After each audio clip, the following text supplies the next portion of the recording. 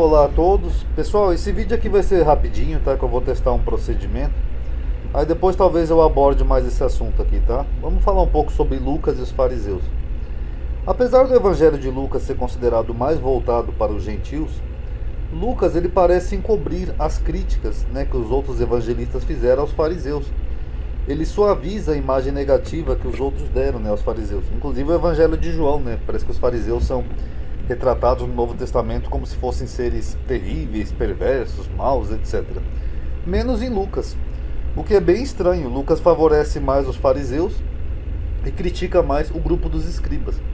Vamos ver aqui alguns exemplos rapidinho. Por exemplo, aqui em Marcos 7, os fariseus perguntaram para Jesus, né? Os fariseus e os escribas: por que os teus discípulos não andam conforme a tradição dos antigos, né? E comem sem lavar as mãos? E Jesus fica nervoso e dá uma dura neles, né? Bem profetizou Isaías acerca de vós, seus hipócritas. Lucas dá uma suavizada nesse relato e fala: primeiro que Jesus foi convidado para entrar na casa do fariseu. O fariseu rogou a Jesus que comesse com ele, né? Que jantasse com ele. E aí o fariseu já não faz uma pergunta num tom tão agressivo assim como aqui no relato de Marcos. O fariseu, segundo Lucas, ele fica admirado, né, de ver que os discípulos comiam sem lavar as mãos. Então Lucas dá uma suavizada no texto. E até a resposta de Jesus já não é tão agressiva. Jesus fala: limpais o exterior do prato para depois limpar o interior, não sei o que. Então ele dá uma suavizada na mesma passagem. Se você pegar aqui em Marcos 8, você vê que os fariseus saíram para tentar Jesus pedindo um sinal. E saíram os fariseus e começaram a disputar com ele, pedindo-lhe para o tentarem um sinal. Quando você chega em Lucas, Lucas omite os fariseus. Outros. O que era ali um grupo dos fariseus, Lucas coloca só outros. E outros tentando-o, pediam-lhe um sinal do céu. Um outro exemplo aqui, em Mateus 9:33, quando Jesus expulsa o demônio de um mudo, é os fariseus que dizem: ele expulsa os demônios pelo príncipe dos demônios. Quando você chega aqui em Lucas, ele omite que foram os fariseus que fizeram essa pergunta.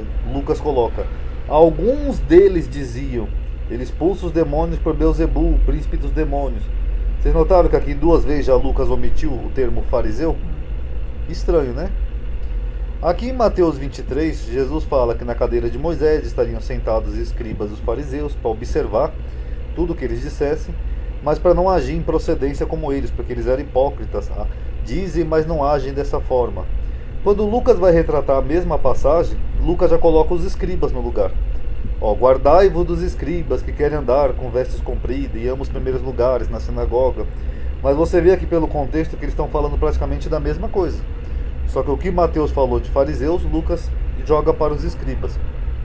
Mais um exemplo. Aqui quando Jesus fala que ele é a pedra que os construtores rejeitaram.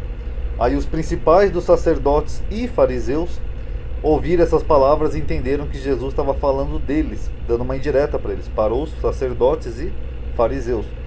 Quando chega em Lucas, não, já não é sacerdotes e fariseus, já é sacerdote e escribas. Então tudo aquilo que os outros dois evangelistas atribuíram negativamente aos fariseus, Lucas omite boa parte dessas coisas. Só uma coisa ou outra que ele deixa no texto, mas a maioria ele empurra para o grupo dos escribas. E em Atos, que é do mesmo autor, também tem uma evidência, né? Que ele fala que Paulo diz que é fariseu, filho de fariseu. Aí gera uma discussão ali no Sinédrio. E os fariseus, segundo Lucas, eles reconheciam, né, uma coisa ou outra: anjo, ressurreição, espírito. Ele tenta dar a entender que os fariseus eram um grupo mais crédulo, enquanto que os escribas ou saduceus eram mais céticos. E se levantam deles, né, em defesa de Paulo, um dos escribas, da parte de quem? Dos fariseus. Aí os fariseus contendiam, dizendo: nenhum mal achamos nesse homem. Então quem faz a defesa de Paulo aqui é justamente um escriba do grupo dos fariseus. Então, como não tem um consenso sobre o porquê que acontece isso em Lucas, você vai ver teorias de teólogos diferentes. Uns acham que os outros evangelistas é que foram mais radicais com os fariseus, o que é bem provável, né? Mateus e Marcos talvez tivessem uma rixa maior com os fariseus. Enquanto que outros acham que não, acham que Lucas talvez possa ter tido a intenção de favorecer um pouco mais os fariseus de uma forma positiva, por um motivo ou outro qualquer. Mas então, como não existe um consenso, esse vídeo eu vou deixar aí para cada um tirar suas conclusões, tá? Eu só vou citar os fatos. Quem quiser ver as passagens, pause aí. E vocês vão ver que muitas vezes onde aparece fariseus nos outros evangelhos, Lucas só fala os outros, alguns deles, os escribas. Lucas ele omite várias vezes o termo fariseu quando é da forma negativa. Nem sempre, tá? Mas uma boa parte, tá? Paz a todos.